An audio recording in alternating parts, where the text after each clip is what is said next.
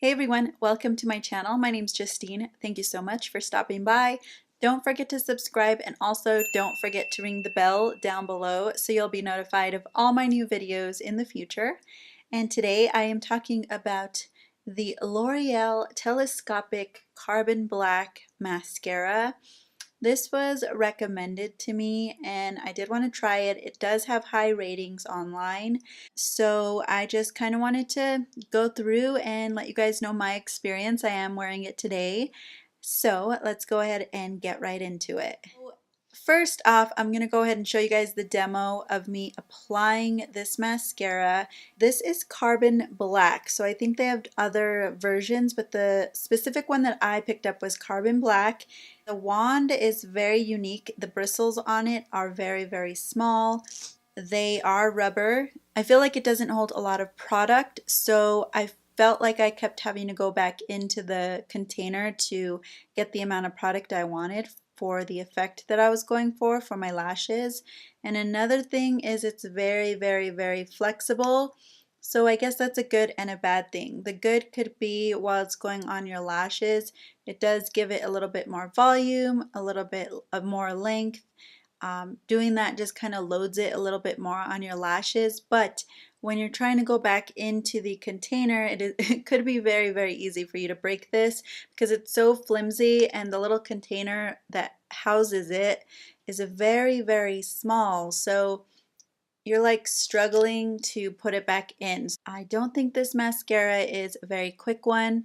It does take me several coats to get it to my desired effect, but once I do get it there, it's beautiful.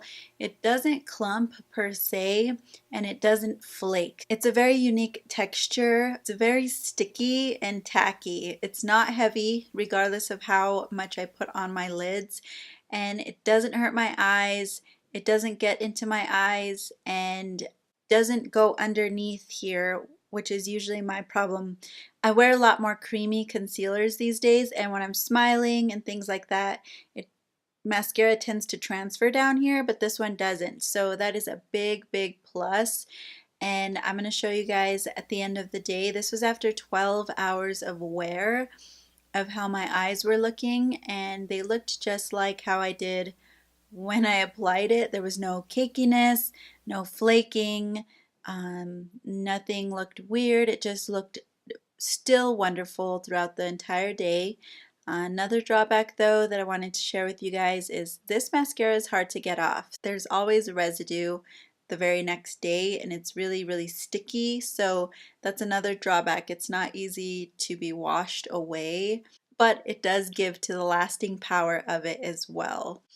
I've been wearing this every single day for about, I want to say 3 to 4 days, and every time I do it, it's a little bit better. So I think there is a learning curve with this. Another thing I wanted to know is this is hard to layer on top of itself once it dries. So you do have to work really quickly with this. Before, I went over my lashes and then I went to the next eye and then went back to the other one, and because it was already dried, it didn't have the same effect. It did start to clump together and only make it look like I had a few lashes. So that's one thing that I can note, and a tip for this is just go into it and then continue to work on the same eye and then go on to the next one before it dries. So with all of those factors, there are cons and there are pros to this mascara, and they kind of are balancing themselves at the moment. So I think I'll have a better understanding once I actually go through this tube, or I've used it for several weeks. I can give you guys my final take on it. So I guess it's kind of take and choose what you feel are the most important factors to you with the mascara. I think it looks beautiful now that it's on, and I just wanted to share it with you guys. So thank you guys so much for watching my video today, and we will see you in my next video.